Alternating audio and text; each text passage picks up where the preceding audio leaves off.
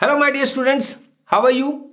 अच्छी प्रिपरेशन चल रही है, ठीक है। इसी रिदम को बस बनाए रखिए और नीट तक आप इसी रिदम से काम करते रहिए और हमारे बताए अकॉर्डिंग काम कर रहे हैं आप। बहुत अच्छा है, थैंक यू आपका भी, ठीक है। और आज अपन स्टार्ट कर रहे हैं डे 21 और डे 21 का टॉपिक है basic strength. In previous class we have studied acidic strength और आज हम ले रहे हैं बेसिक स्ट्रेंथ, ठीक है। तो बेसिक स्ट्रेंथ में किस तरह से काम करना है, जैसा एसिडिक में था उसी तरीके से बेसिक में काम करना है। और मैंने बताया था एसिडिक, बेसिक और stability of carbocations, carbon ion, इनमें से हमेशा 3 या 4 क्वेश्चंस आते हैं, तो इस टॉपिक को हमें अवॉइड नहीं करना है और बहुत अच्छे समझ के काम करना है। इनको बिल्कुल भी रटने के नहीं है ये टॉपिक, इनको अपने को समझ लेना है, ठीक है। तो आज स्टार्ट कर रहे हैं, जैसे एसिडिक स्ट्रेंथ स्टार्ट किया था वैसे ही मैंने बिल्कुल ऐसे ही स्टार्ट किया। यहां पर क्या आएगा, tendency to donate lone pair. Lone pair donate करने की टेंडेंसी बेसिक नेचर होती है, उससे बताना है। लुईस बेस होते थे तो अमीन है, अमोनिया है, इन्हीं के बारे में आएगा। केबी के डायरेक्टली प्रोपोर्शनल है, पीकेबी के इनवर्सली प्रोपोर्शनल है। तो पीकेबी आप जानते ही हो, ये मैं आपको इक्विलिब्रियम में बहुत अच्छे से सिखा दूंगा और अच्छे से, डरिए मत बिल्कुल भी। माइनस लॉग ऑफ केबी होता है। पीएच जितना ज्यादा होगी बेसिक उतना ज्यादा होगा। OH माइनस आयन की कंसंट्रेशन ज्यादा होगी उतना ज्यादा होगा। और ऑर्गेनिक के लिए ये है, इलेक्ट्रॉन विड्रॉइंग ग्रुप के डायरेक्टली इनवर्सली प्रोपोर्शनल है और इलेक्ट्रॉन डोनेटिंग के डायरेक्टली प्रोपोर्शनल है। एसिडिक का जस्ट अपोजिट है। कैसे? एसिडिक में हमने कहा था इलेक्ट्रॉन विड्रॉइंग ग्रुप होते थे वो डायरेक्टली प्रोपोर्शनल होते थे, इलेक्ट्रॉन डोनेटिंग ग्रुप जो होते थे इनवर्सली। तो यहां विड्रॉइंग ग्रुप में कौन कौन आएंगे, सब माइनस वाले, माइनस आर, माइनस एच और माइनस आई। इसी तरह डोनेटिंग ग्रुप में कौन कौन आएंगे, प्लस आर, प्लस एच और प्लस आई। इनको इफेक्ट देखना है और ऑर्डर वही रखेंगे कि the preference is what, R, H और आई। बस हेलोजेंस के लिए थोड़ा सा आपको ध्यान रखना होता है, minus I dominates plus R, बाकी सब कुछ वैसा ही है बिल्कुल, ठीक है। तो स्टार्ट करते हैं। यहां देखिए अमीन से, जैसे अमोनिया होता है वाटर में डिसॉल्व करने पर NH4OH बनाता है, NH4 प्लस और OH माइनस। ऐसे ही कोई भी जैसे प्राइमरी अमीन है वाटर में डिसॉल्व किया तो ये बनाता है और ये इस तरह से आयंस में, तो इससे केबी बनता है। केबी कैसे होता था, concentration of RNH3 plus and OH minus और नीचे क्या आ जाएगा बच्चे, RNH2। ये केबी है और तभी तो हम कहते हैं जितना ज्यादा OH माइनस होंगे उतना ही केबी ज्यादा होगा, उतना ही बेसिक स्ट्रेंथ ज्यादा होगी। पीकेबी इसका अपोजिट होता था, माइनस लॉग ऑफ केबी। तो पीकेबी की वैल्यू ज्यादा होना मतलब क्या होना, एसिडिक बेसिक स्ट्रेंथ क्या होना, कम होना। तो बस वही है बेसिक स्ट्रेंथ डायरेक्ट। अब देखिए, अब थोड़ा सा टेक्निकली लेंगे अपन, क्वेश्चन जो ऑर्गेनिक के आएंगे उनको थोड़ा तरीके से हैंडल करना पड़ेगा। बेसिक स्ट्रेंथ, ये एक और पॉइंट लिया मैंने, जैसे वहां पर लेते थे stability of anion conjugate base, उसकी लेते थे। यहां पर स्टेबिलिटी ऑफ प्रोटोनेटेड अमीन, जैसे आपके पास अमीन है, ये इसने प्रोटॉन लेकर RNH3 प्लस बनाया है, तो प्रोटोनेटेड अमीन जितना ज्यादा स्टेबल होगा उतना ही ज्यादा बेसिक स्ट्रेंथ होगी, क्योंकि प्रोटॉन लेने की टेंडेंसी तभी ज्यादा होगी जब वो प्रोटोनेटेड अमीन की स्टेबिलिटी ज्यादा होगी। उसके बेस पे समझाना है, ठीक है। एक वर्ड देखिए, ये केमिस्ट्री का बड़ा अच्छा सा एग्जाम्पल है, ग्वानिडीन। काफी स्ट्रॉन्गर बेस माना जाता है इसे, ठीक है ना। It's protonated amine is very stable, that's why it is strongest base, ऐसा माना जाता है। जब भी 5-6 एग्जाम्पल आते हैं तो इसको अपन हमेशा स्ट्रॉन्गेस्ट बेस में कंसिडर करते हैं। ये ग्वानिडीन है, देखिए बच्चे, यहां लोन पेयर्स है सब जगह। अब आप देखो बच्चे, इसमें अब रेजोनेंस दिखाएं अपन, तो यहां आता है तो ये यहां पे दे देगा, तो इसका एक रेजोनेंस मैं यहां पे दिखा रहा हूं आपको। तो देखिए बच्चों, NH पे कौन सा साइन आ जाएगा, माइनस, बॉन्ड सिंगल हो जाएगा, ये बॉन्ड डबल हो गया तो यहां प्लस आ गया और ये सिंगल बॉन्ड, ये NH2, ये इसका रेजोनेटिंग स्ट्रक्चर हो गया है, ठीक है। इसमें इस तरह से लोन पेयर मूव किया। तो अब बच्चों देखिए, ये लोन पेयर है, यहां पर प्लस है और यहां पर माइनस है, तो प्रोटॉन लेने की टेंडेंसी कहां पर होगी, बेसिकली इसी जगह होगी, क्योंकि माइनस जहां होगा वहीं पे प्रोटॉन आएगा। तो यहां पर ये जो H प्लस ऐड कर रहे हैं जो प्रोटोनेटेड अमीन बनाने के लिए, वो यहां पर आ जाएगा। तो यहां पर क्या हो गया, NH2 सिंगल बॉन्ड, यहां डबल बॉन्ड, यहां प्लस, ये आ गया। अब इसके बाद देखिए बच्चों, ये यहां डबल बॉन्ड बनाता है तो ये प्लस हट जाएगा, ये डबल बॉन्ड बनाता है तो ये प्लस। इस तरह से जो ग्वानिडीन का जो प्रोटोनेटेड अमीन बना है, वो देखिए ये कैसा रेजोनेंस हुआ है, ये इक्विवेलेंट रेजोनेंस है।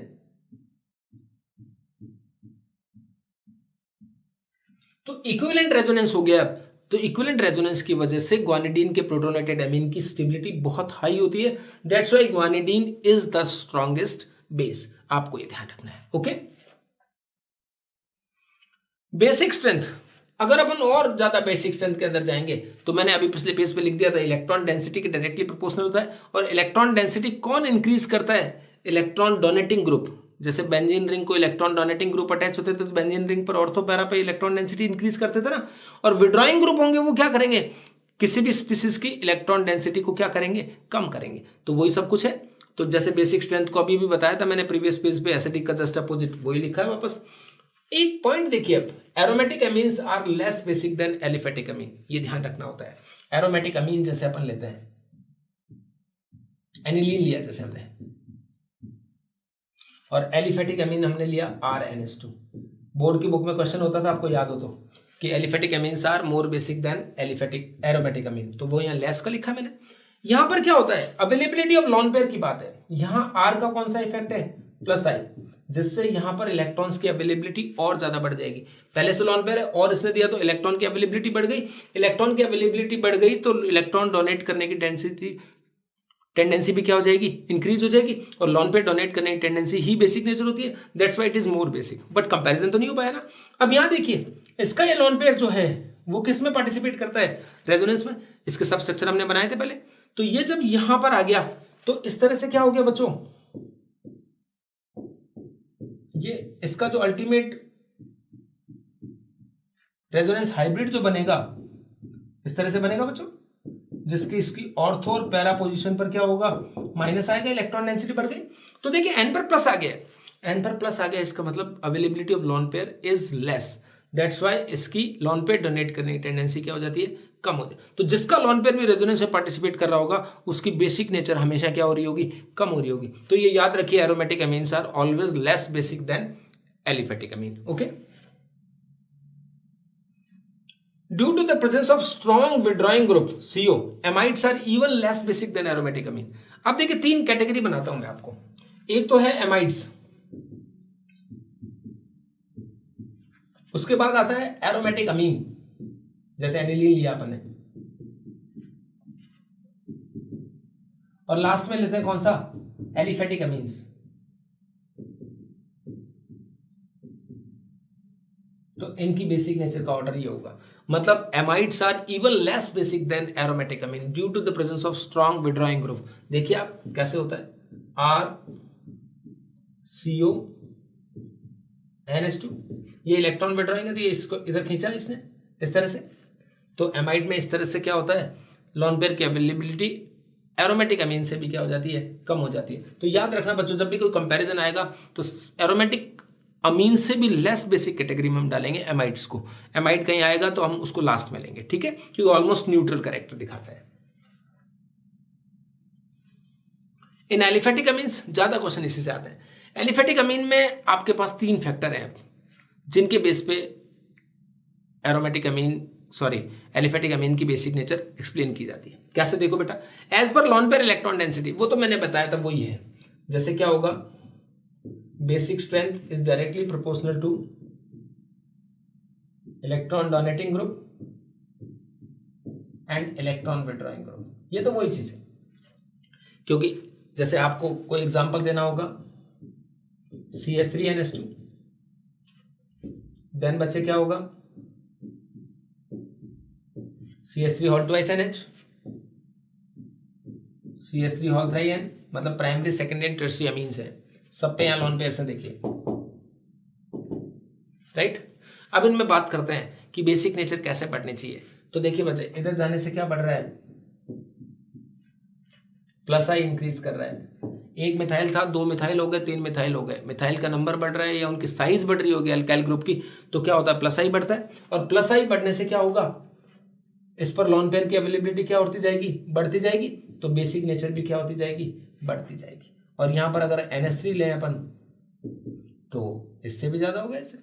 तो इस साइड जाने से +I बढ़ रहा है, तो ये आंसर आएगा हमारा। As per the lone pair density basic strength का ऑर्डर ये होना चाहिए, राइट। क्योंकि +I वाला क्या कर रहा है? आप देख रहे हो ना, ये इसको इलेक्ट्रॉन दे रहा है, जिससे यहां पर इलेक्ट्रॉन की अवेलेबिलिटी इंक्रीज हो रही है, तो डोनेट करने की टेंडेंसी भी डेवलप हो रही है। तो ऐसे बेटा तो 1 डिग्री, 2 डिग्री और 3 डिग्री प्राइमरी, सेकेंडरी और टर्सरी अमीन में। Tertiary amine should be most basic. कोई डिसाइड नहीं किया मैंने, ये होना चाहिए। तो यहां पे मैं क्या लिख देता हूं, शुड बी, राइट, डिसाइडेड नहीं है, शुड बी अभी इस फैक्टर के अकॉर्डिंग। लेकिन ऐसे 2 फैक्टर और होते हैं जो डील किए जाते हैं। एलिफेटिक अमीन में दूसरा फैक्टर है एज पर स्टेरिक हिंड्रेंस। स्टेरिक हिंड्रेंस का मतलब होता है क्राउडेड होना, भीड़ ज्यादा बढ़ जाना। तो tendency to donate lone pair decrease करेगी उस केस में। जैसे अपन क्या कहेंगे, यहां पर अगर NH3 ऐसे होगा, RNH2, after that R2NH, R3N। तो बच्चों देखो इधर जाने से क्या हो रहा है, स्टेरिक हिंड्रेंस क्या हो रही है, इंक्रीज कर रही है।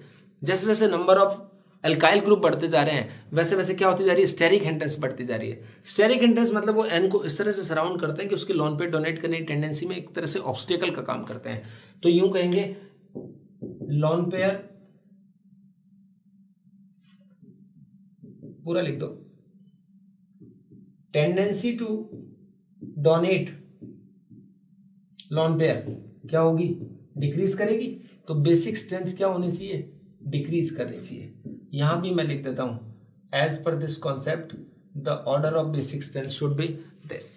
वहां पर मिथाइल था, या मिथाइल ले लो आर की जगह, आर की जगह मैं वही मिथाइल लिख देता हूं, ठीक है। तो प्रीवियस फैक्टर तो एक ऐसा था जिसमें हमने कहा कि एल्काइल ग्रुप बढ़ने से प्लस आई इफेक्ट बढ़ रहा है, तो लॉन पेयर की अवेलेबिलिटी बढ़ रही है, तो बेसिक स्ट्रेंथ बढ़नी चाहिए थी। लेकिन यहाँ स्टेरिक हिंड्रेंस से उसका एकदम अपोजिट आंसर दे रहे हैं कि बेसिक स्ट्रेंथ क्या होनी चाहिए, डिक्रीज होनी चाहिए। होल्ड करिए 1 मिनट आप, ठीक है। एक और फैक्टर होता है as per the solvation of protonated amine. अब देखो बच्चे, it is primary amine, primary amine को प्रोटोनेटेड करिए तो ये क्या हो जाता है बच्चे, इस तरह से। ये प्रोटोनेटेड अमीन है प्राइमरी अमीन का।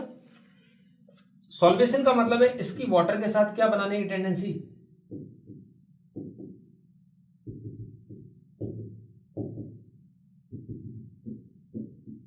तो देखिए 3 मॉलिक्यूल वाटर के साथ ये क्या कर सकता है, H बॉन्डिंग बना सकता है। इसका मतलब इसकी सॉल्वेशन की टेंडेंसी मैक्सिमम है। तो अगर ये प्राइमरी अमीन अगर प्रोटोनेटेड अमीन बनाएगा, ठीक है, तो उसकी सॉल्वेशन सबसे ज्यादा होगा, सबसे इजी होगा, तो उसकी स्टेबिलिटी ज्यादा होगी वाटर के अंदर, ठीक है। इसी तरह अगर सेकेंडरी अमीन होता R2NH, अगर ये एक H प्लस लेता है तो देखो बच्चे RN, एक R कर दो, एक H पे प्लस है, एक H ये, तो ये कितने वाटर के साथ, ये सिर्फ 2 वाटर मॉलिक्यूल के साथ ही क्या कर सकता है, H बॉन्ड बना सकता है। इसी तरह टर्शियरी अमीन आएगा वो एक के साथ ही बना पाएगा। तो प्रोटोनेटेड अमीन की स्ट्रेंथ जो है वो उसमें ज्यादा है, तो सॉल्वेशन प्रोटोनेटेड अमीन का ज्यादा है, तो प्रोटोनेटेड अमीन बनने की टेंडेंसी सबसे ज्यादा होगी। तो इसके अकॉर्डिंग में अपन बात करें, बेसिक स्ट्रेंथ शुड बी, इसके अकॉर्डिंग भी सेम वही आंसर होना चाहिए, NH3 then RNH2 then R2NH then R3N। और ये दोनों फैक्टर जो लगते हैं बच्चों, स्टेरिक हिंड्रेंस और सॉल्वेशन वाला, ये सब एक्वस सॉल्यूशन में लगते हैं, ठीक है। तो इन दोनों के अकॉर्डिंग तो क्या होना चाहिए, सबसे ज्यादा अमोनिया होना चाहिए, फिर प्राइमरी, सेकेंडरी, टर्सरी। लेकिन जो फर्स्ट फैक्टर पढ़ा था हमने इलेक्ट्रॉन डेंसिटी वाला प्लस आई से, उसके अकॉर्डिंग इसका अपोजिट आंसर होना चाहिए। तो अब हम बात करते हैं कंक्लूजन पे। रिजल्टेंट बेसिक स्ट्रेंथ, ये है इंपॉर्टेंट और इसको आपको याद करना पड़ेगा, ये क्वेश्चन आता है अक्सर, ठीक है। रिजल्टेंट क्या होगा,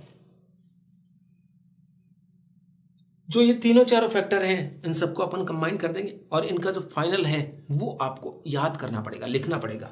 तो मैं आपको थोड़ा सा क्लियर कर दूं। पहला अगर क्वेश्चन पूछा जाता है in vapour state,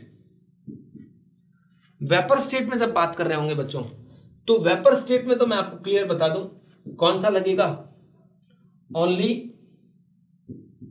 electron donating group, यानी लॉन पेयर डेंसिटी वाली बात होगी, this is applicable only.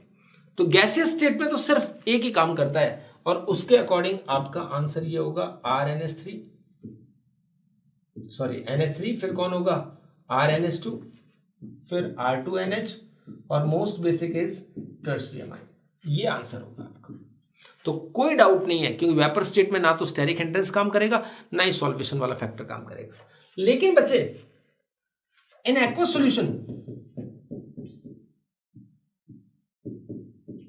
Solution में किस तरह से होगा? और एक बात बताऊं मैं आपको, if nothing is given then basic strength is always considered in aqueous solution. जब कोई पूछेगा इनकी बेसिक स्ट्रेंथ का ऑर्डर बताओ, तो अगर कुछ नहीं दिया हुआ है तो हम एक्वस सॉल्यूशन में ही मानेंगे। वेपर स्टेट का तो स्पेशली बोलना पड़ेगा, अदरवाइज हमेशा इसका आंसर देंगे। तो एक्वस सॉल्यूशन में देखिए बच्चे दो कॉन्सेप्ट है, दोनों ही याद कर लेना, और ये दोनों एनसीईआरटी की बुक में भी लिखे हुए हैं, ये बहुत बार आते हैं। अगर आप मिथाइल लेते हैं तो जैसे मिथाइल आपने लिया तो बच्चे क्या होता है, इसमें सेकेंडरी अमाइन मोस्ट बेसिक होता है। और मैं आपको बता दूं, अगर आप इथाइल लेते हैं तब भी सेकेंडरी अमाइन तो इसमें भी क्या होता है, बेसिक होता है, मोस्ट बेसिक होता है। ये ऑर्डर आपको रटना पड़ेगा, ये जो बता रहा हूं उसको याद करना पड़ेगा। सेकेंडरी अमीन दोनों के अंदर होता है, ठीक है। सेकेंडरी अमीन के बाद क्या आता है, यहां पर प्राइमरी अमीन आता है, ओके। फिर आता है टर्शियरी अमाइन, एंड फाइनली कौन आता है, NH3।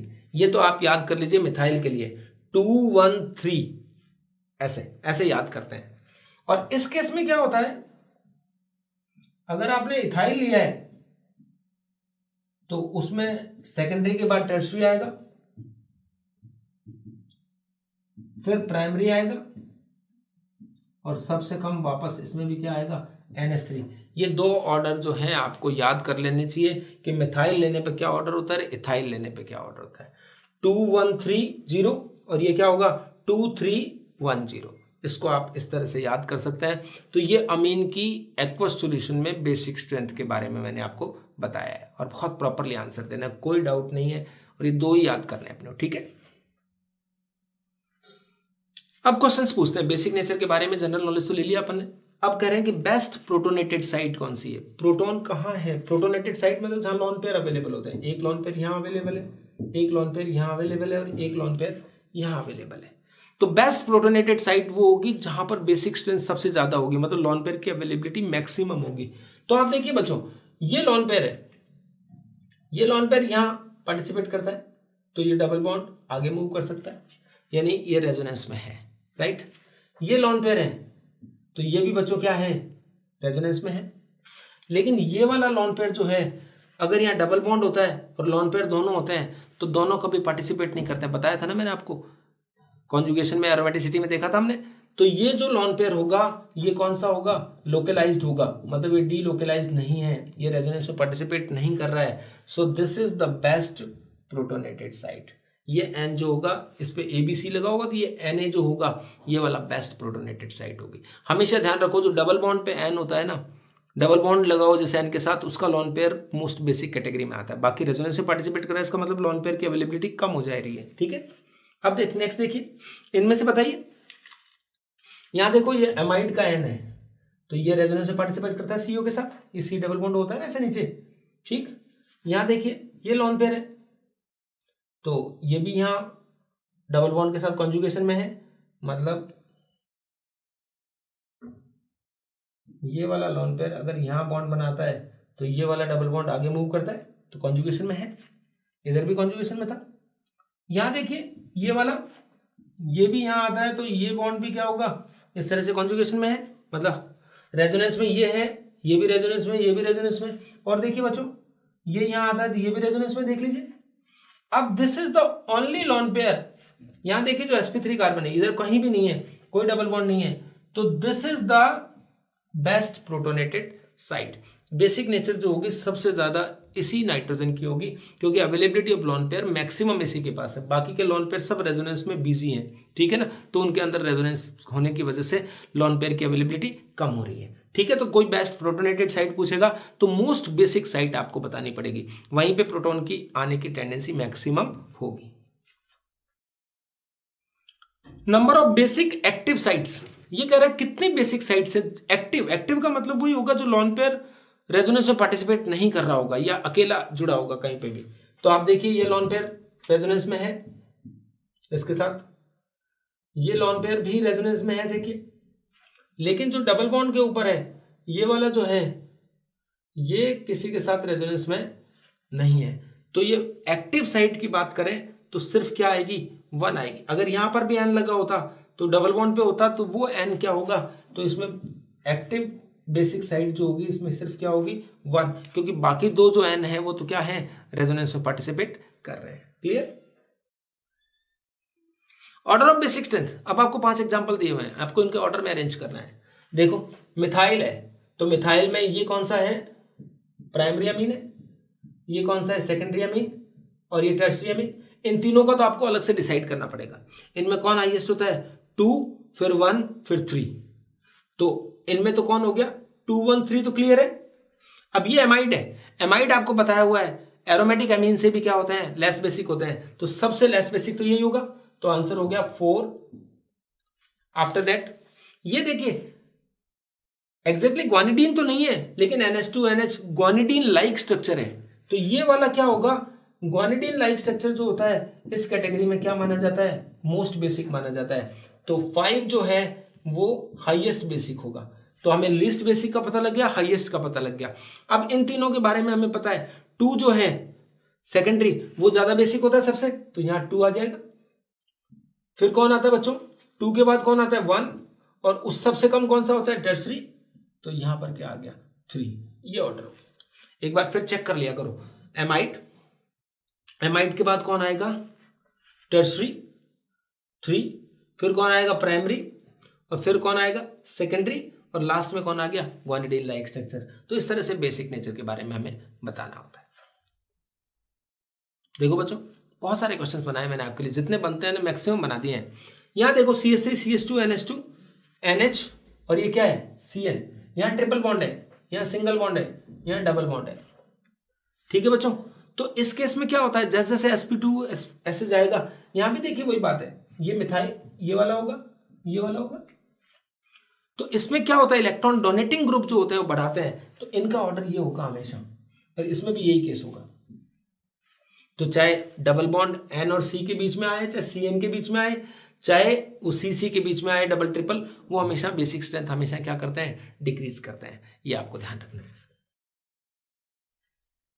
Order of basic strength, यहां देखिए बच्चों इलेक्ट्रॉन विड्रॉइंग ग्रुप जो होते हैं बेसिक स्ट्रेंथ क्या करते हैं, कम करते हैं। यहां देखिए लॉन पेयर है, कोई रेजोनेंस नहीं है, कोई नहीं, फ्री है, तो काफी सारी बेसिक स्ट्रेंथ होगी इसकी। ठीक है, यहां पर है लेकिन साथ में ये NH जुड़ा हुआ है, यहां पर भी है लेकिन साथ में फिर यहां पर भी NH जुड़ा हुआ है, यहां पर है साथ में NH भी जुड़ा हुआ है, एक और विड्रॉइंग ग्रुप है, ये भी इलेक्ट्रॉन विड्रॉइंग ग्रुप है। और एक बात बताऊं आपको, दूसरा देखिए 1NH is electron withdrawing group for another one, दूसरे के लिए इलेक्ट्रॉन विड्रॉइंग का काम करते हैं ये। ठीक है, -I की वजह से माना जाता है। तो इलेक्ट्रॉन, ये इलेक्ट्रॉन विड्रॉइंग है, ये तो अकेला है, तो हाईएस्ट बेसिक तो कौन हो गया 1, क्योंकि इसको कोई डिस्टरबेंस नहीं है। फिर देखिए यहां पर और यहां पर, इन दोनों को देखिए, ये NH के यहां NH है, ये विड्रॉइंग है और ये भी विड्रॉइंग है, तो ये विड्रॉइंग होगा तो ये सबसे ज्यादा कमी कर देगा, तो लास्ट में 4 आएगा। अब बात आती है इनकी, एक ग्रुप ये है तो ये पास में है, तो -I ज्यादा पास में होता है, इतना लगता है, तो ये भी कमी करेगा। और ये वाला क्या करेगा, थोड़ा दूर है लेकिन इफेक्ट तो डालेगा, तो हम क्या कहेंगे 2 यहां आएगा, 3 यहां आएगा और 4। ये इंडिपेंडेंट था, इसमें देखिए 1 2 3 4 वो बहुत दूर है, तो आई इफेक्ट बहुत कम इफेक्टिव होता है, तो वो भी कम करेगा कम, ये थोड़ा ज्यादा कम कर देगा, और इसमें ज्यादा विड्रॉइंग ग्रुप आती है और ज्यादा कम कर देगा। तो ये बेसिक स्ट्रेंथ का ऑर्डर इस तरह से होता है। ठीक है, electron withdrawing group basic strength को क्या करते हैं, डिक्रीज करते हैं, electron donating group basic strength को इंक्रीज करते हैं। Okay, order of basic strength, यहां देखो बच्चे, ये क्वेश्चन तो मुझे बहुत ही प्यारा लगता है, ये तो आता भी बहुत बार है। यहां पर देखिए ये पाइरिडीन का लॉन पेयर है, ठीक है, जो लोकलाइज्ड है, मतलब जो रेजोनेंस में पार्टिसिपेट नहीं करता है, क्योंकि 6 डीलोकलाइज्ड इलेक्ट्रॉन है, इसमें लॉन पेयर पार्टिसिपेट नहीं करता है, तो इसमें थोड़ी बेसिक स्ट्रेंथ है। ओके, यहां देखिए ये पायरोल है, पायरोल में जो ये एन ये वाला है, ये यहां पार्टिसिपेट करता है, ये होता है, तो ये रेजोनेंस में पार्टिसिपेट कर रहा है, ठीक है, अच्छी बात है। ये एनिलीन वाला लोन पेयर जो है it is also participating in resonance, ये भी रेजोनेंस में पार्टिसिपेट कर रहा है, ये भी कर रहा है, ये बिल्कुल नहीं कर रहा है, यहां दिख रहा है बच्चों, क्योंकि ये जब बिल्कुल नहीं है तो ये इससे भी ज्यादा बेसिक होगा। यहां तो फिर भी क्या था, डबल बॉन्ड और करेक्टर थे, तो यहां सिंगल बॉन्ड करेक्टर है, तो इसलिए ये सबसे ज्यादा बेसिक होगा। ठीक, अब यहां पर है तो सिंगल बॉन्ड करेक्टर, लेकिन एक ये O जुड़ा हुआ है जो इसके लिए इलेक्ट्रॉन विड्रॉइंग का ही काम करेगा, तो ये इसके कंपैरिजन में ये थोड़ा सा लेस होगा। तो मोस्ट बेसिक कौन हो गया बच्चों, 4, और उसके बाद कौन आया, 5। ये तो सिंगल बॉन्ड वाले थे तो मैंने इनको डिसाइड कर दिया। अब बच गया अपने पास ये वाला, तो ऊपर आ गया 1। यहां तक किसी बच्चे को कोई प्रॉब्लम नहीं आती है, सबसे बड़ी प्रॉब्लम आती है 2 में और 3 में। This lone pair is participating in resonance as well as this lone pair is again participating in resonance। तो दोनों रेजोनेंस में पार्टिसिपेट कर रहे हैं, तो किस पर इलेक्ट्रॉन्स की अवेलेबिलिटी को अपन ज्यादा माने। तो यहां एक थोड़ा और कॉन्सेप्ट ध्यान रखना, यहां पर कितने डीलोकलाइज्ड इलेक्ट्रॉन है, 6 पाई डीलोकलाइज्ड इलेक्ट्रॉन्स है। ये वाला लोन पेयर डीलोकलाइज्ड कैटेगरी में नहीं आता है क्योंकि ये रिंग से बाहर है, जबकि ये लोन पेयर जो है 2, 4 और 6, इसमें भी 6 पाई डीलोकलाइज्ड इलेक्ट्रॉन्स हैं, लेकिन this lone pair is a part of 6 pi. It means this lone pair participating in aromatisation. और बच्चों जब कोई एरोमेटाइजेशन पार्टिसिपेट करता है तो वो रेजोनेंस, नॉर्मल रेजोनेंस की कंपैरिजन में उसका वेटेज बढ़ जाता है, तो ये वाला लोन पेयर की अवेलेबिलिटी ज्यादा होगी रेजोनेंस में। तो अब इन दोनों में से कौन होगा बच्चों, ये वाला जो होगा वो 3 आएगा, और ये जो 2 होगा वो सबसे लास्ट में जाएगा, क्योंकि उसके लोन पेयर की रेजोनेंस के अलावा एरोमेटाइजेशन में पार्टिसिपेशन है, तो वो थोड़ा उसका ज्यादा वेटेज है, तो उसका बिजनेस जो है वो उसके और जगह पर क्या है, ज्यादा है, तो वहां पर लोन पेयर की अवेलेबिलिटी सबसे कम मानी जाती है, तो वो इनमें सबसे कम बेसिक हो जाएगा। याद करके जाना, ये बहुत बार आता है क्वेश्चन, ठीक है। नेक्स्ट देखो बच्चों, ऑर्डर ऑफ बेसिक स्ट्रेंथ। तो देखिए बच्चों, ये NH2 है, लॉन पार्टिसिपेट कर रहे हैं, ये NH है, ये भी रेजोनेंस में पार्टिसिपेट कर रहा है, ये एमाइड है, तो ये दोनों तरफ कर रहे हैं। एमाइड तो सबसे कम बेसिक माने जाते हैं, मैंने पहले बता दिया था। एमाइड और अमीन के अंदर तो सोचना ही नहीं है, सबसे कम कौन होता है, एमाइड, तो उसको तो हमने ऐसे ले लिया।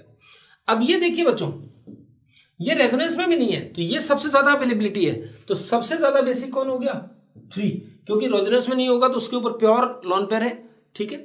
अब यहां पर रेजोनेंस में पार्टिसिपेट कर रहा है, वहां पर भी क्या कर रहा है, रेजोनेंस में पार्टिसिपेट कर रहा है। तो देखिए बच्चों, इसकी रेजोनेंस में पार्टिसिपेट करने की टेंडेंसी इसकी भी है, लेकिन साथ में वहां प्लस आई भी है, तो इसकी बेसिक नेचर इससे 1 से क्या होगी, ज्यादा होगी। तो यहां पर क्या आएगा, 2, और सबसे यहां बीच में कौन आ जाएगा, 1। तो एमाइड सबसे कम, फिर ये आएगा, फिर ये सेकेंडरी वाला एक तरह से, और फिर कौन सा होता है, ये जो सबसे ज्यादा, ये तो एक तरह से एलिफेटिक अमीन है, एरोमेटिक नहीं है, तो ये सबसे ज्यादा बेसिक होगा। Clear, amide, aromatic, then aliphatic. तो एलिफेटिक को बाद में ले लिया, एमाइड को सबसे पहले ले लिया, और जो एरोमेटिक अमीन है उनमें हमने देख लिया कि क्या और अटैच है, तो उसमें एक मिथाइल अटैच है, तो इलेक्ट्रॉन डोनेटिंग ग्रुप है, तो वो इसके कंपैरिजन में ज्यादा बेसिक हो जाएगा। समझ में आ रहा है ना सब कुछ, बस इसी तरह से आगे बढ़ना है।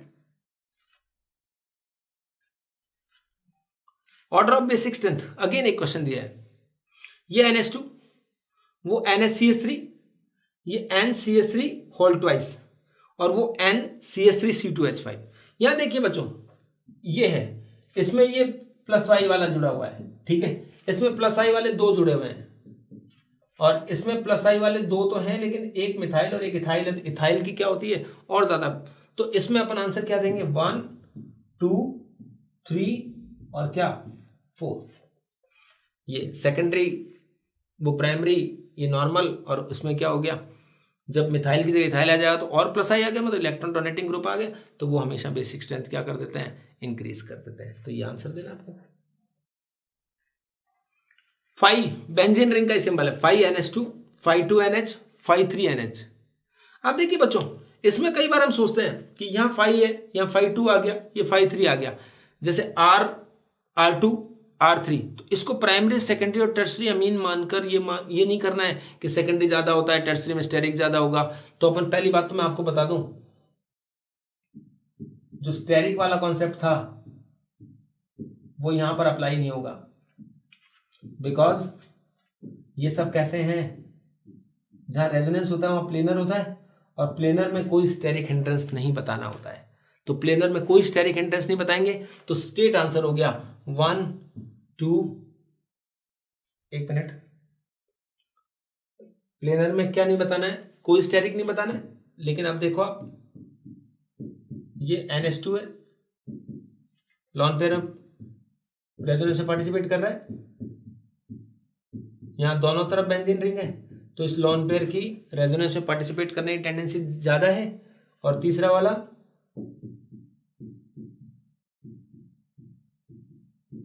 ये तीनों तरफ रेजोनेंस में पार्टिसिपेट कर रहे हैं, तो बेसिक नेचर का स्ट्रेंथ क्या हो गया, 1 2 3 इस तरह से, क्योंकि इसमें रेजोनेंस सबसे कम है, इसमें रेजोनेंस दोनों तरफ है, इसमें रेजोनेंस तीनों तरफ है, तो रेजोनेंस ज्यादा होगा तो लॉन पेयर की अवेलेबिलिटी कम होती जाएगी। तो इनमें आपको स्टेरिक एंट्रेंस से आंसर नहीं देना है, ठीक है, रेजोनेंस के बेस पे आंसर देना होता है। SIP नहीं, ये वो SIP नहीं है जो आजकल आप टीवी पे सुनते हो ना, म्यूचुअल फंड सही है, सिस्टमैटिक इन्वेस्टमेंट प्लान, वो नहीं है बच्चों। ये क्या चीज है, स्टेरिक इनिबिशन इन प्रोटोनेशन। क्या वर्ड है, स्टेरिक इनिबिशन इन प्रोटोनेशन। आपको नाम से पता लग गया होगा, इनिबिट करना मतलब रोकना, प्रोटोनेशन को रोकना, ये होता है। तो ये इफेक्ट एक तरह से जो आपने एसिड वाले में पढ़ा था ना, ऑर्थो इफेक्ट, सेम वही है, ध्यान दीजिए। ऑर्थो इफेक्ट में मैंने एसिड में क्या बताया था कि यहां पर कार्बोक्सिलिक एसिड होता था, और कार्बोक्सिलिक एसिड के यहां कोई ग्रुप जुड़ा होता था, ये स्टेरिक बल्कि ग्रुप, तो ये क्या करता था, उसको रिपेल करता था, जिससे H डोनेट करना आसान हो जाता था, और हम कहते थे एसिडिक स्ट्रेंथ बढ़ जाती थी। लेकिन यहां देखिए, इनमें जब रिपल्सन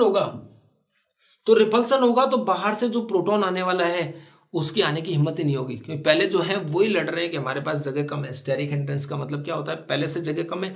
तो यहां तो क्या था, उसको जाना था, H को जाना था, तो भीड़ कम हो रही थी, तो प्रेफर किया, चला गया वो H, जिससे कि एसिडिक स्ट्रेंथ तो क्या हो जाती थी, ऑर्थो इफेक्ट से एसिडिक स्ट्रेंथ हमेशा क्या होती थी, बढ़ती थी। यानी ऑर्थो वाला किससे, मेटा और पैरा दोनों से ही क्या होता था, ज्यादा एसिडिक होता था। इधर A is electron withdrawing group और electron donating group doesn't mean, irrespective of the nature of A। यहां भी वही है, A ये जो बल्कि ग्रुप है, तो A कौन है बच्चों, इलेक्ट्रॉन विड्रॉइंग ग्रुप और इलेक्ट्रॉन डोनेटिंग ग्रुप, कोई भी हो सकता है बच्चों, इन दोनों में से कोई भी होगा, तो भी ये क्या करेगा, प्रोटोनेशन होने में प्रॉब्लम क्रिएट करेगा, क्योंकि पहले से रिपल्सन है, तो बाहर से जो प्रोटॉन आएगा वो नहीं आएगा, तो उसके आने की टेंडेंसी कम होगी, जिससे कि बेसिक नेचर क्या हो जाएगी बच्चों, कम हो जाएगी। तो जो ऑर्थो होता है उसकी बेसिक नेचर मेटा और पैरा के कंपैरिजन में क्या, कम हो जाएगी, या नॉर्मल एनिलीन होता है उसकी कंपैरिजन में भी क्या हो जाएगी, कम हो जाएगी। तो ध्यान देना, ऑर्थो जो होगा नॉर्मल एनिलीन की कंपैरिजन में भी क्या होगा, लेस बेसिक होगा, ठीक है। लेकिन ये इफेक्ट उतना ज्यादा इफेक्टिव नहीं होता है जितना कि एसिड के अंदर एसिडिक स्ट्रेंथ ज्यादा बढ़ाता था, उतना ज्यादा कमी नहीं करता है। तो ये याद रखना, it is called steric inhibition in protonation. चलो अप्लाई करके दिखाओगे तब माना जाएगा। ये एनिलीन एक जगह मिथाइल ऑर्थो पे, एक मेटा पे, एक पैरा पे, तो मैंने आपको एसिडिक स्ट्रेंथ में जो चीज बताई थी ठीक उसी तरह बताई है।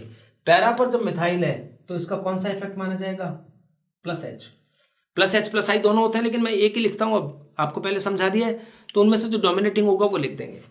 मेटा पोजीशन पर क्या लिखेंगे, मेटा पे आपको बताया था मैंने, मैं फिर लिख देता हूं, पहले भी लिखा था, एट मेटा पोजीशन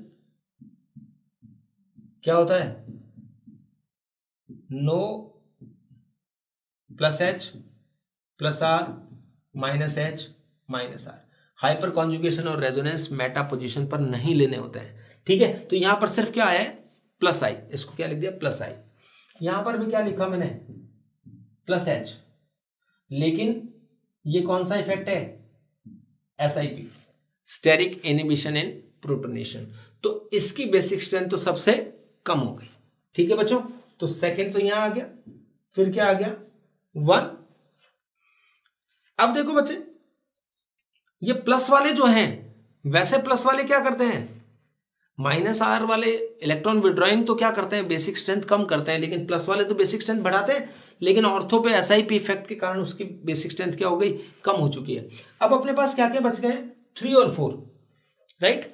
तो ये 3 और 4 जो बचे हैं अपने पास, ध्यान देना बच्चों, एक प्लस आई एक प्लस एच, दोनों बढ़ाएंगे, प्लस वाले इलेक्ट्रॉन डोनेटिंग ग्रुप हमेशा बेसिक स्ट्रेंथ बढ़ाते हैं, तो प्लस आई और प्लस एच से कौन ज्यादा बढ़ाएगा, नेचुरली प्लस एच, क्योंकि which is more effective. R H order वही रहता है, आर एच और क्या आई, तो प्लस एच जो है आई के कंपैरिजन में ज्यादा वेटेज वाला है, तो ये ज्यादा बढ़ाएगा, तो इसकी बेसिक नेचर सबसे ज्यादा हो जाएगी, इसकी कम हो जाएगी, ये 3 आ गया और ये लास्ट में कौन आ गया 4। बात समझ गए हो ना। वहां पर भी बढ़ना चाहिए था, लेकिन वो SIP की वजह से क्या हो गया, कम हो गया, राइट। एक नाइट्रो लेके कर दीजिए बस ये क्वेश्चन, और बाकी सब तो आ ही जाएंगे। यहां पर कौन सा इफेक्ट लगाए मेटा पर, माइनस आई, होना तो माइनस आर चाहिए था, लेकिन मेटा इसलिए माइनस आई लिखा है। यहां पर क्या आया बच्चे, माइनस आर, और यहां पर है तो माइनस आर ही, लेकिन यहां पर मैंने कौन सा लिख दिया, SIP वर्ड लिख दिया। तो यहां पर देखिए ये भी कम करेगा, ये भी कम करेगा, वो भी कम करेगा, तो सबसे ज्यादा कौन होगा, तो सबसे ज्यादा हो गया 1, और सबसे कम कौन हो गया 2, क्योंकि वो SIP की वजह से सबसे ज्यादा इफेक्टिव वही होगा। अब R और I में से कौन ज्यादा इफेक्टिव होता है, R, तो ये ज्यादा कम करेगा, तो यहां पर क्या आ जाएगा 4, और फिर 3 नंबर पर ये आएगा, और सबसे ज्यादा भी कौन सा, कहने का मतलब माइनस आई वाला सबसे कम करेगा, ठीक है, ये सबसे ज्यादा कम करेगा, और लेकिन SIP वाला और भी ज्यादा कम करेगा। तो ये आंसर कौन सा हो गया। एक एक चीज को पॉज करके आप पहले आंसर लिखिए इनके, तभी सब बात बनेगी, ठीक है। अब वीडियो देख लिया आपने, कोई बात नहीं, पहले देख लिया आपने, लेकिन वापस जब चलाएं तो इन क्वेश्चंस जब आए तो उन क्वेश्चंस का आंसर पहले अपने आप लिखें, क्योंकि ऐसा नहीं है रटे नहीं जाते हैं आंसर, कभी भी याद नहीं होते हैं, ये तो देख के हमें बनाना ही पड़ते हैं, ठीक है। SIR इफेक्ट बस बेसिक स्ट्रेंथ में लास्ट लाते हैं। यह है स्टेरिक इनहिबिशन इन रेजोनेंस, एक तो था स्टेरिक इनहिबिशन इन प्रोटोनेशन, अब है स्टेरिक इनहिबिशन इन रेजोनेंस। और आप ध्यान रखना ये SIR इफेक्ट जो होता है वो SIP इफेक्ट से भी क्या होता है, ज्यादा इफेक्टिव होता है। यहां पर ये ऐसे होता है जैसे A ग्रुप है B, A और B कोई भी बल्कि है तो इनके अंदर क्या होता है, रिपल्सन लगता है, ठीक है, और रिपल्सन की वजह से ये कैसा हो जाते हैं, ड्यू टू दिस रिपल्सन ये कैसा बन जाते हैं, नॉन प्लेनर हो जाता है, और नॉन प्लेनर हो जाता है तो रेजोनेंस न के बराबर होता है, रेजोनेंस नहीं होता है, प्लेनर होता है तभी रेजोनेंस होता है। तो इन बल्किनेस की वजह से यहां देखिए अकेला ही है, यहां पर इसके साथ ये है, तो इनमें ये रिपल्सन लगा बच्चों, ये रिपल्सन लगने से इस लॉन पेयर के इसमें जाने की टेंडेंसी जो होगी वो खत्म होगी, मतलब यहाँ रेजोनेंस नहीं हो रहा है, रेजोनेंस नहीं हो रहा है तो लॉन पेयर की अवेलेबिलिटी आपके पास क्या है, ज्यादा है। हालांकि देखो बल्कि ग्रुप की वजह से ऐसा माना जाता था कि बेसिक स्ट्रेंथ क्या हो जाती है, कम हो जाती है, लेकिन यहाँ रेजोनेंस नहीं हो पा रहा है, इसलिए अवेलेबिलिटी ऑफ लॉन पेयर क्या होगी, ज्यादा रहेगी। जबकि यहां पर ये जो है ये किसमें पार्टिसिपेट कर रहा है, रेजोनेंस में पार्टिसिपेट कर रहा है, तो इसकी बेसिक स्ट्रेंथ इसकी कंपैरिजन में क्या मानी जाएगी, ज्यादा मानी जाएगी, क्योंकि रेजोनेंस नहीं हो रहा तो लॉन पेयर इंटैक्ट रहेगा, और ये रहेगा तो उसकी बेसिक स्ट्रेंथ ज्यादा होगी। इसकी एक एप्लीकेशन और आ सकती है, देखिए मैंने आपके लिए बनाया, बेसिक स्ट्रेंथ तो नहीं है वो, यहां देखो CI बॉन्ड लेंथ का ऑर्डर पूछा है आपसे, यहां पर ये A और B 2 बॉन्ड लेंथ है, यहां देखो I के साथ ये बल्कि ग्रुप, तो इस लॉन पेयर की रेजोनेंस में पार्टिसिपेट करने की टेंडेंसी कम होगी, जबकि ये लॉन पेयर इजीली क्या करेगा, रेजोनेंस में पार्टिसिपेट करेगा। तो यहां सिंगल बॉन्ड था पहले दोनों में, ये रेजोनेंस ज्यादा होगा तो डबल बॉन्ड करेक्टर ज्यादा आएंगे, तो B बॉन्ड में तो डबल बॉन्ड करेक्टर ज्यादा आ गए, जबकि A में क्या है, सिंगल बॉन्ड करेक्टर ज्यादा रहेंगे, तो बॉन्ड लेंथ कैसे रहेगी, B to A, B की कम रहेगी A की ज्यादा, क्योंकि रेजोनेंस जब नहीं होगा बच्चों तो सिंगल बॉन्ड करेक्टर रहेंगे, और the bond length of single bond is always higher than double bond, okay. तो ये इस तरह से इसका आंसर देना था। Give the order of pKa, सुनना बात को ध्यान से, गड़बड़ हो जाती है। अब देखिए ये दिखते तो आपको बेसिक नेचर वाले, लेकिन उसने pKb, हम जल्दीबाजी में क्या करते थे, pKb का आंसर देते हैं। ये pKa मतलब ये प्रोटोनेटेड अमीन है एक तरह से, या फिर ये NH4OH है, NH4+ है। pKa मतलब ये एसिड है, तो इनके कॉन्जुगेट बेस लिखो, इनके कॉन्जुगेट बेस ये होंगे, इनमें से एक एक H हटा दो, वापस एसिड मान के काम करना है ना, ये लिख दिया। ये अमोनिया है, मिथाइल एथाइल, इधर जाने से क्या हो रहा है, प्लस आई बढ़ रहा है, तो ये किसका ऑर्डर हो गया, बेसिक स्ट्रेंथ का ऑर्डर ही हो गया। So this is the least basic and this is the highest basic.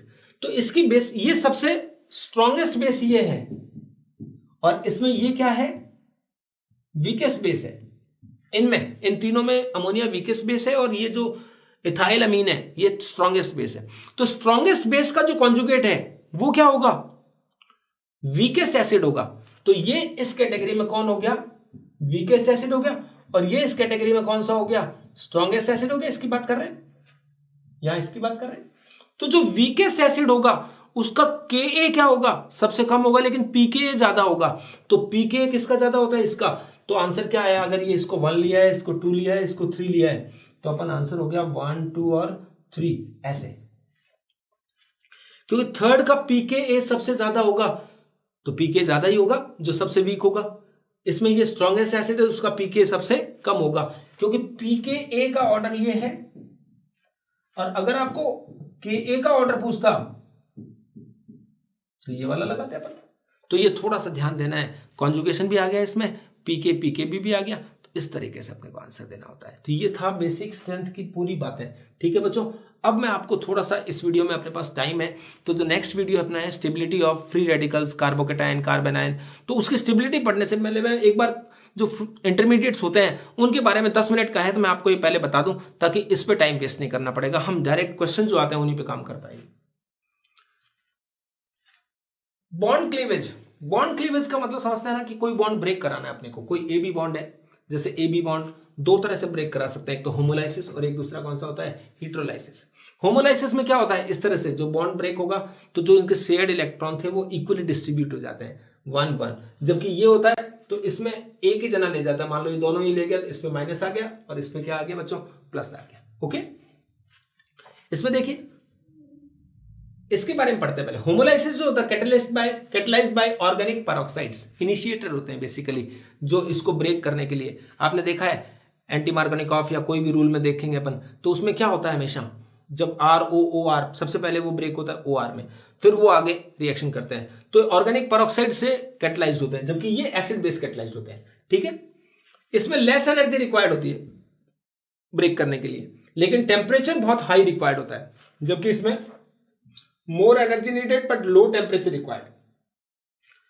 Possible in vapour state also, ये मतलब वेपर स्टेट में भी हो सकता है, जबकि ये जो होगा हाइड्रोलाइसिस ये सिर्फ सॉल्यूशन में ही पॉसिबल है। Right, non polar medium favour करेगा, non polar substrate, non polar reagent सब, जबकि इसमें polar medium, polar protic solvent, polar substrate सब कुछ वो फेवर करते हैं। तो होमोलाइसिस, हेट्रोलाइसिस आप सब वैसे जानते थे, कुछ मुश्किल काम नहीं है।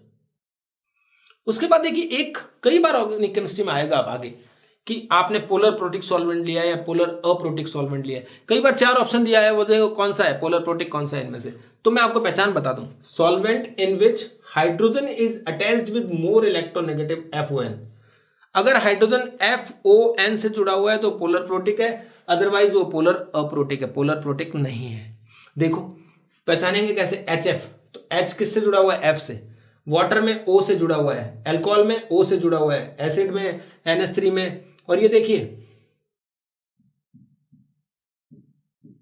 फॉर्मेमाइड, फॉर्मेमाइड में देखो इस तरह का फॉर्मूला है HCO, ये वाला H तो कार्बन से जुड़ा हुआ है तो नहीं आया, लेकिन बच्चों ये 2 H जो जुड़े हुए हैं वो किस पे जुड़े हुए हैं, N पे, तो FON पे जुड़े होते हैं, तो ये सब कौन से माने जाते हैं, पोलर प्रोटिक। अब देखिए यहां पर पोलर अप्रोटिक, क्लोरोफॉर्म, क्लोरोफॉर्म में देखिए H जो है वो C पे जुड़ा हुआ है, ठीक है ना, CH3 CO CH3, इसमें भी C जो है कार्बन पे जुड़े हुए हैं, ईथर में भी कार्बन पे जुड़े हुए हैं। ये देखिए DMSO बोलते हैं इसे, शॉर्ट में लिखा रहेगा कई बार, डाई मिथाइल सल्फॉक्साइड, तो इसमें भी कार्बन पर जुड़े हुए हैं H। एक ये देखिए DMF, ये इसी का नाम है एक्चुअली, ये फॉर्मेमाइड था, फॉर्मेमाइड के दोनों H हटाकर उसकी जगह मिथाइल लगा दिया, तो इसका नाम होगा डाई मिथाइल फॉर्मेमाइड। तो फर्क देखो, फॉर्मेमाइड तो पोलर प्रोटिक है, लेकिन डाई मिथाइल फॉर्मेमाइड कैसा है, पोलर अप्रोटिक है, क्योंकि H जो है वो कार्बन पे जुड़े हुए हैं, N पे नहीं है बिल्कुल भी, ये H भी जो है वो कार्बन पर है। तो समझ में आ गया ना, FON से जुड़ा हो तो पोलर प्रोटिक, और अगर हाइड्रोजन FON से नहीं जुड़ा हो तो वो सॉल्वेंट कौन सा माना जाता है, पोलर अप्रोटिक। फर्क क्या पड़ता है, पोलर अप्रोटिक तो बिल्कुल वेपर स्टेट की तरह काम करता है। जैसे देखो FCl-Bri की साइज बतानी है तो आपको पता है ये साइज I की ज्यादा होती है। पोलर अप्रोटिक सॉल्वेंट में भी सेम ही ऑर्डर रहेगा, क्योंकि कोई फर्क नहीं पड़ा उसमें, पोलर अप्रोटिक वेपर स्टेट की तरह होता है। लेकिन पोलर प्रोटिक सॉल्वेंट मैंने आपको बताया था पीरियोडिक टेबल में कि एक्वस सॉल्यूशन में साइज रिवर्स हो जाती है, जो स्मॉल आयन होता है वो लार्ज हो जाता है, लार्ज स्मॉल हो जाता है। तो यहां देखिए F- जो पोलर प्रोटिक में साइज जो हो गई वो लार्जर हो गई ड्यू टू हाइड्रेशन। ठीक है, तो ये आपको ध्यान रखना होता है, पोलर प्रोटिक में आयंस की साइज ऑपोजिट हो जाएगी, तो न्यूक्लियोफिलिसिटी में सब में फर्क पड़ेगा, क्योंकि जहां स्टेरिक का फर्क पड़ता है वो बेटर न्यूक्लियोफाइल वही होता है जो छोटा वाला होता है। ठीक है ना, तो ये सब काम आएगा। देखो बच्चों, इंटरमीडिएट समझा रहा हूं मैं आपको, इंटरमीडिएट का इंट्रोडक्शन दे रहा हूं। इंटरमीडिएट की स्टेबिलिटी अपन नेक्स्ट वीडियो में पढ़ेंगे पूरा डिटेल में, जिसमें सिर्फ क्वेश्चन आते हैं हमेशा। कार्बोकैटायन किस तरह का होता है कार्बोकैटायन? यहां देखिए बच्चों, C प्लस आया एक पे, तो मान लो CH3 है,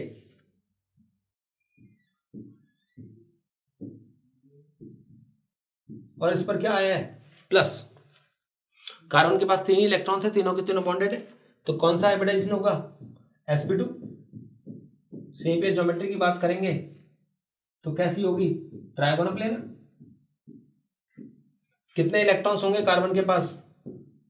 6 इलेक्ट्रॉन्स दिख रहे हैं ना, तीन और बॉन्ड बना लिए 3 से, तो कहने का मतलब ये कैसा है? इलेक्ट्रॉन डेफिशिएंट है, राइट? इलेक्ट्रॉन डेफिशिएंट है, sp3 हाइब्रिडाइज्ड है, ट्रायगोनल प्लेनर है, ये सब बातें अपने को पता होगी। तो ये है, तो ये किसकी तरह काम करेगा? जस्ट लाइक एन इलेक्ट्रोफाइल, एक इलेक्ट्रोफाइल की तरह वर्क करेगा। ठीक है, स्टेबिलिटी की बात अभी नहीं कर रहे हैं, स्टेबिलिटी एक्चुअली किस पे डिपेंड करेगी, किस पे नहीं करेगी, वो हम बाद में नेक्स्ट वीडियो के लिए छोड़ते हैं। तो अभी कार्बोकैटायन के बारे में आप जानते हो, और कार्बोकैटायन बनते कैसे हैं? ये हमेशा किससे बनते हैं? बाय हीट्रोलाइसिस। समझ गए ना, ये हीट्रोलाइसिस से जनरेट होते हैं, तो नो प्रॉब्लम। अभी इतना इंट्रोडक्शन लीजिए कि दिस इज कार्बोकैटायन। नेक्स्ट देखिए, फ्री रेडिकल सेम है। फ्री रेडिकल किससे जनरेट होते हैं? Bye homolysis. ये होमोलाइसिस से जनरेट होते हैं। जैसे हम फ्री रेडिकल की बात करें तो ROOR, एंटी मार्कोनी कॉक में ये जब हीट किया जाता है तो इस तरह से फ्री रेडिकल जनरेट होते हैं, OR। ऐसे ही कार्बन वाले फ्री रेडिकल होंगे तो बच्चे ऐसे आएगा, CH3 डॉट। और एग्जांपल क्या लिख सकते हैं? CH2 CH3 डॉट, ये सेकेंडरी हो जाएगा, ये टर्सरी हो जाएगा। ये सब फ्री रेडिकल से बचेगा। और बेंजाइल सब जितने फ्री रेडिकल कार्बोकैटायन हो सकते हैं उतने फ्री रेडिकल्स हो सकते हैं। ठीक है, इनकी स्टेबिलिटी भी अपन क्या करेंगे, वीडियो नेक्स्ट में देखेंगे। लेकिन ये बताया आप CH3 है तो इसके पास कितने इलेक्ट्रॉन्स हैं? तो 7 है, तो still it is also electron deficient. ये भी इलेक्ट्रॉन डेफिशिएंट है। लॉन पेयर तो नहीं है, इसमें कोई चार्ज नहीं है, बस एक अकेला इलेक्ट्रॉन होता है। तो इनमें हाइब्रिडाइजेशन की बात करें, जैसे CH3 में बात करें तो कौन सा हाइब्रिडाइजेशन होगा? sp2 हाइब्रिडाइज्ड है, और इसकी शेप भी कैसी होगी? ट्रायगोनल प्लेनर शेप होती है इसकी। तो ये कौन सा होता है? फ्री रेडिकल, जैसे हम नेक्स्ट वीडियो के लिए मैं आपके लिए ग्राउंड तैयार कर रहा हूं ताकि अपन ये नहीं पढ़ना पड़े कौन कौन से फ्री रेडिकल्स होते हैं। कार्ब एनायन ये किससे बनता है? ये अगेन बाय हीट्रोलाइसिस, क्योंकि एनायन भी क्या होगा? हीट्रोलाइसिस से बनेगा। हीट्रोलाइसिस से इस तरह का एनायन देखिए, मान लो CH3 माइनस, ऐसे हो सकता है, और बहुत सारे हो सकते हैं, 1 डिग्री 2 डिग्री 3 डिग्री सब हो जाएंगे। तो ये देखिए बच्चे कैसे होगा, ये 3H है और एक यहां पर ये ऐसा है, ताकि माइनस तो यही तो है। तो ये हाइब्रिडाइजेशन तो कौन सा हो गया? sp3।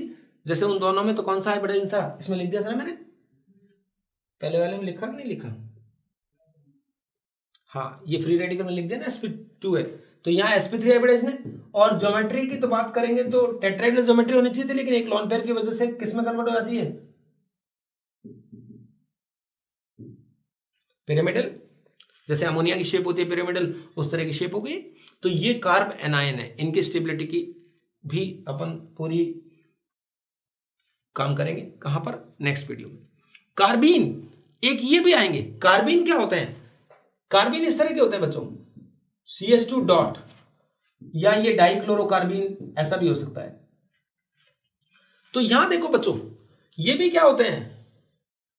2 4 6, इनमें भी कितने इलेक्ट्रॉन्स हैं? देखिए बच्चे 6 इलेक्ट्रॉन्स हैं। तो ये भी कैसे माने जाते हैं? इलेक्ट्रॉन डेफिशिएंट है।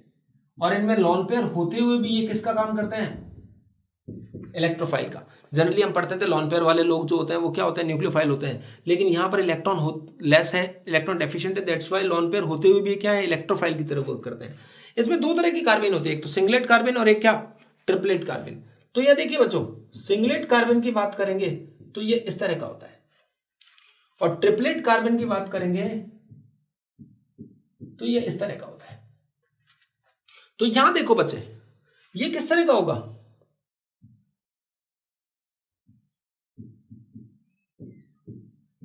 ये H H दोनों एक साथ है इलेक्ट्रॉन, तो ये कौन सा वाला हाइब्रिडाइजेशन है, sp2 हाइब्रिडाइजेशन है। इसमें sp2 हाइब्रिडाइजेशन है, और कैसी एंगुलर या कैसी शेप है, वी शेप है, क्योंकि एक लॉन पेयर होगा तो वी शेप हो गई।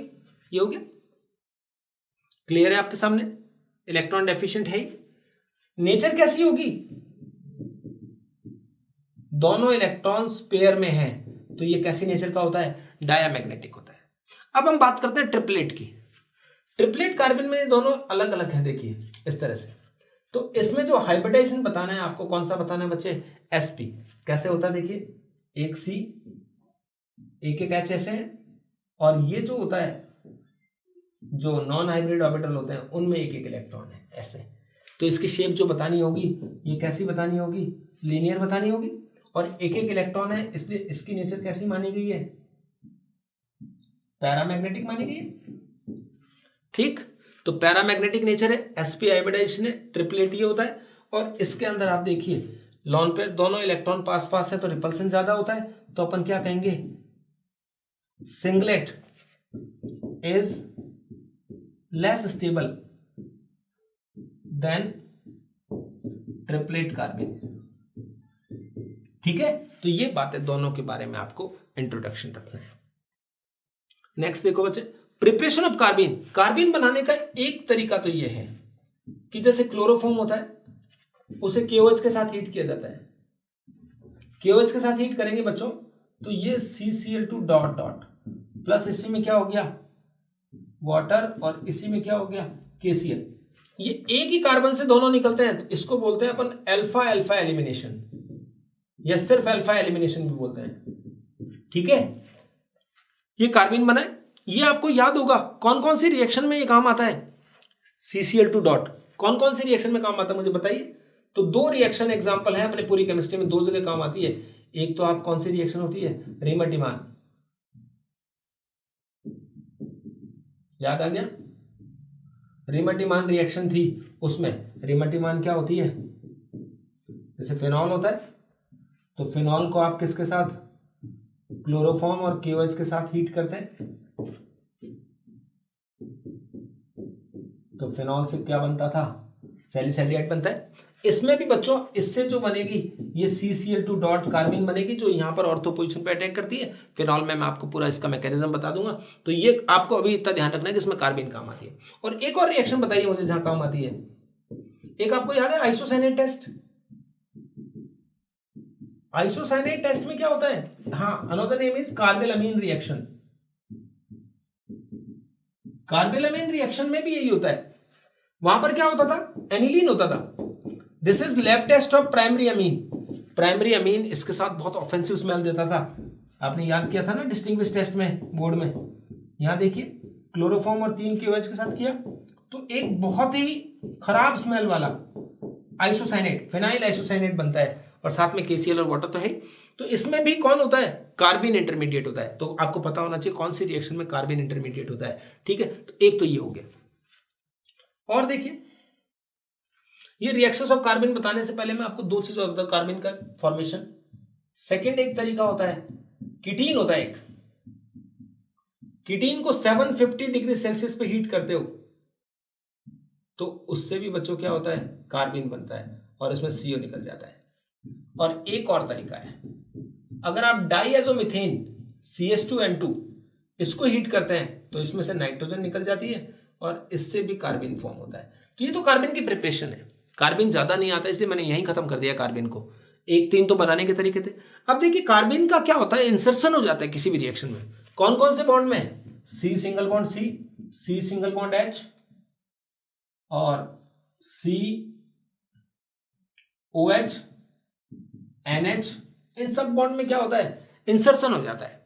तो CH बॉन्ड में इंसर्शन दिखाएंगे अपन, इसको हटाइए, CH बॉन्ड में अपन क्या करेंगे, इंसर्शन दिखाएंगे। तो यहां कितनी पॉसिबिलिटी है, ये CH2 जो होगा एक तो ऐसा बन जाएगा CC बॉन्ड की वजह से, प्लस एक क्या हो जाएगा बच्चों यहां पर, अगर यहां से H हटकर CH2 लगता है तो ये CH3 हो गया, और यहां से H हटा के लगाया आपने तो वो आगे जुड़ गया, तो एक बॉन्ड बन गया। यहां पर देखिए, यहां से H है ही नहीं, तो बस क्या पॉसिबिलिटी दिखाएंगे अपन इसमें, ये सब था ही, एक और जुड़ जाएगा CH3। इसमें बच्चों बताओ 1 2 3 और 4, तो इसके अंदर कितने पॉसिबिलिटी है, 4 जगह पर क्या हो सकता है, कार्बन का इंसर्शन होकर कार्बन चेन बढ़ जाएगी। ठीक है, H हटा के वो कार्बन चेन और बढ़ जाती है, इस तरह से बन जाता है। ROH आया, अगर इसको साथ किया तो RO तो था ही, ये H हटाया उसकी जगह क्या इंसर्ट हो गया, ईथर बन जाता है। ये देखिए इस तरह से कोई एल्कीन है तो इसमें कैसा होता है, ये बॉन्ड सिंगल कर देना है, और यहां पर क्या जुड़ जाएगा बच्चों, ये CH2 इस तरह से। अगर ट्रिपल बॉन्ड है तो एक बॉन्ड तो रखना है और एक इस साइड और एक इस साइड, इस तरह से इंसर्शन होता है। ये रिएक्शंस कम आती है, लेकिन बेटा जिस दिन आएगी उस दिन वही बच्चे फायदा उठा पाएंगे जो उन्होंने पढ़ रखी होगी। तो ऐसे कार्बिन इंसर्ट होता है इनके अंदर, बाकी सब में N2 निकलता जाता है। ठीक है, इसी तरह आप देखते हैं कार्बिन की तरह कौन होता है, नाइट्रीन होता है। नाइट्रीन भी सिंगलेट और क्या होता है, ट्रिपलेट होता है। नाइट्रीन ऐसे होता है बच्चों, ऐसे देखिए NR हो सकता है, RCON हो सकता है, ये नाइट्रीन है सबके सब। इनमें भी कितने इलेक्ट्रॉन देखिए, 6 इलेक्ट्रॉन्स हैं, तो ये भी कैसी है सबके सब, इलेक्ट्रॉन डेफिशिएंट है। सिंगलेट और ट्रिपलेट, यहां पर भी वही बात है। सिंगलेट में कैसे आएगा देखो बच्चे, ये NH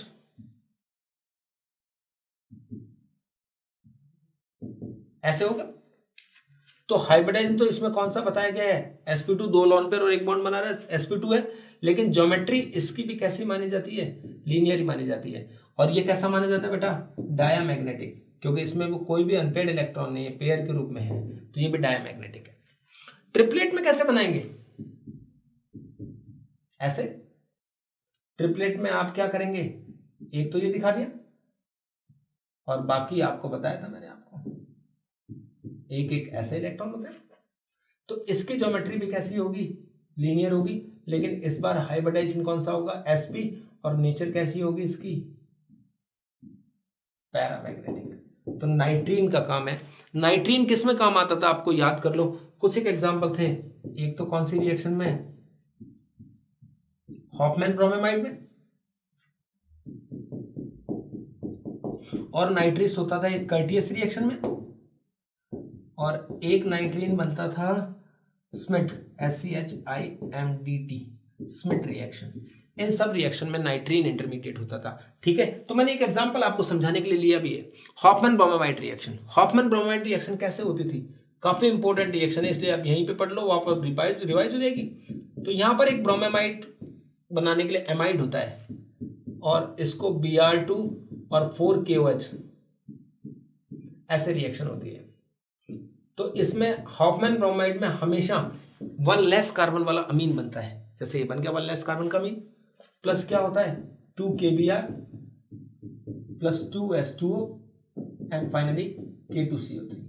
तो it is descending of carbon chain, carbon का एक नंबर कम हो रहा है। स्कूल्स में जैसे स्टेप डाउन रिएक्शन बोलते हैं इसको, तो जैसे एक कार्बन कम हो गया तो RNH2 बना दिया बच्चे। इस तरह से ये प्राइमरी अमीन बनने का प्रोसीजर है, राइट। इसका मैकेनिज्म जो होता है, सबसे पहले इसके ऊपर एक Br2 और एक KOH काम करते हैं। ठीक है, तो ये बच्चे सबसे पहले ये बनता है RCONHBr, क्योंकि इसमें कई बार ये पूछते हैं कौन कौन से इंटरमीडिएट है इसमें, तो एक तो ये इंटरमीडिएट होता है, KBr और वाटर निकल गया, ब्रोमेमाइड इसी को बोलते हैं। फिर वापस से एक और KOH इस पे अटैक करता है, तो फिर एक KBr और एक H2 हटाता है, तो ये क्या बनता है RCON, दिस इज नाइट्रीन। ये नाइट्रीन बन गया, और नाइट्रीन बनते ही इसका आइसोमेराइजेशन रीअरेंजमेंट होता है, रीअरेंजमेंट करने पर क्या होगा, RNC double bond O, alkyl isocyanate बनता है। तो इसके इंटरमीडिएट पूछे जाते हैं, ये है ब्रोमेमाइड, नाइट्रीन, फिर आइसोसाइनेट, और लास्ट में दो जो बचे हुए KOH थे वो और रिएक्शन करते हैं, जिससे क्या होता है, RNH2 बन जाता है और साथ में K2CO3 बनता है। तो ये प्राइमरी अमीन बनने का प्रोसेस है। तो यहां देखिए ये दोनों H बारी बारी से हटते, पहले एक बार H हट गया, फिर दूसरा H हट गया, और बाद में जो H लगे वो कहां से आए हैं, KOH से आए हैं। ये चीज समझना जरूरी है। ये मैंने क्यों समझाया आपको, क्योंकि ऐसा क्वेश्चन जो आया था मैं आपको दिखा रहा हूं वो क्वेश्चन देखिए। ये क्वेश्चन आएगा, बहुत ही अच्छा क्वेश्चन, देखिए बच्चों, ये एमाइड है, इस पर KOH नहीं है, KOD है। KOH की तभी देख लिया आपने, KOD होगा तो प्रोडक्ट क्या बनेगा। अब दो ऑप्शन पूछे जाते हैं, RNH2 बनेगा या RND2 बनेगा। ये दो ऑप्शन दिए हुए हैं, बताइए कौन सा बनेगा। यस, इसमें क्या बनेगा बच्चों, RD2, RNH2 नहीं बनेगा। कैसे, क्योंकि ये दो H तो पहले हटते हैं ना, एक H हटा फिर दूसरा H हटा। देखिए आप मैकेनिज्म पुराना, ये देखो पहली बार में एक H हट गया ब्रोमेमाइड, फिर दूसरा KOH दिया, दूसरा भी हट गया, और जो KOH यूज आ रहा है बाद में जो लगाने के लिए वो तो ये है, यहां से H लग रहे हैं। तो यहां अगर KOD यूज किया हुआ है तो D लग जाएगा, यहां KOH यूज किया है तो KOH हो जाएगा, H हो जाएगा। तो यहां देखो KOD यूज किया था तो RND2 बन गया। अब यहां देखिए कोई ऐसा क्वेश्चन आ गया, सेकंड ये है कि अगर यहां ND2 है, पहले से KOH लिया है आपने, तो अब बताइए RNH2 बनेगा या RND2 बनेगा। वेरी नाइस, तो कौन सा बनेगा, RNH2। इस बार D2 नहीं बनेगा, क्योंकि जो पहले D थे वो तो दो स्टेप में हट जाएंगे ना, बाद में जो H लगता है या D लगता है वो KOH या KOD से लगता है। तो आपको ये ध्यान रखना, ये ध्यान होगा तो ही तो बच्चे ऐसे आंसर कर पाओगे। इसलिए मैकेनिज्म इंपॉर्टेंट होता है, इसलिए नहीं कि आप ये सोचो कि मैकेनिज्म का रोल क्या होता है, रोल यही होता है, ठीक है। तो ये इस बात पे डिपेंड कर रहा था, ओके। तो अब लास्ट जो इंटरमीडिएट है वो एक बेंजाइन है। बेंजाइन में ये इस तरह का काम होता है। बेंजाइन के रिएक्शंस में आपको इस चैप्टर में जो अपना वीडियो नेक्स्ट आएगा उसमें आपको ऐसे रिएक्शन बताऊंगा जिसमें एलिमिनेशन होता है, किस तरह से बेंजाइन इंटरमीडिएट बनता है, कैसे कहां पे जुड़ेगा। तो ये बेंजाइन होता है एकमात्र ऐसा रिएजेंट है जिसमें पाई बॉन्ड बनाने में हाइब्रिड ऑर्बिटल काम में आ रहे हैं, ठीक है। तो इस बेंजाइन के बारे में अपन डिटेल नेक्स्ट वीडियो में पढ़ेंगे। तो आज मैंने कुछ फॉलोअप क्वेश्चंस बनाए हैं, तो वो आप देख लीजिए। Which of the following is least basic in character, तो आप आराम से बता देंगे, पढ़ा दिया मैंने आपको। कंसिडर द बेसिसिटी ऑफ, वही इनके स्ट्रक्चर लिख लीजिए, फिर इनको आप ऑर्डर बताइए मुझे। और तीसरे वाले में CN बॉन्ड लेंथ बताना है, तो हाइब्रिड रेजोनेंस में कौन पार्टिसिपेट कर रहा है, नहीं कर रहा है, पार्टिसिपेट करने से डबल बॉन्ड कैरेक्टर कम होंगे या बढ़ेंगे, वो सब आप डिसाइड करके ये बताएंगे, ठीक है। 3 तो ये है और 2-3 क्वेश्चन और है। देखिए, which type of hybrid orbital of CN use in formation of CN bond, कौन कौन सा हाइब्रिडाइज ने उनमें। और ये लास्ट में जो एक इनॉर्गेनिक का क्वेश्चन था, वही इनकी बेसिक नेचर के लिए आपको बात करनी है। पीकेबी का ऑर्डर देना, ध्यान देना, पीकेबी का ऑर्डर देना है, तो पीकेबी का ऑर्डर क्या होगा ये आप समझ लेना, ठीक है। तो बच्चों अच्छे से पढ़ते रहिए, और बस डॉक्टर बनने का सपना बहुत करीब है हमारे। आप अपना रिदम ब्रेक मत होने दीजिए। और मैं कह रहा हूं, बुक जो आपने परचेज कर ली होगी, हमारी बुक बेस्ट सेलर चल रही है अमेजन पे, आप देख ही रहे होंगे, ठीक है। तो इतनी अच्छी बुक है, तो आप उसको लेकर अपनी प्रिपरेशन को बहुत अच्छा कर सकते हैं। Thank you very much.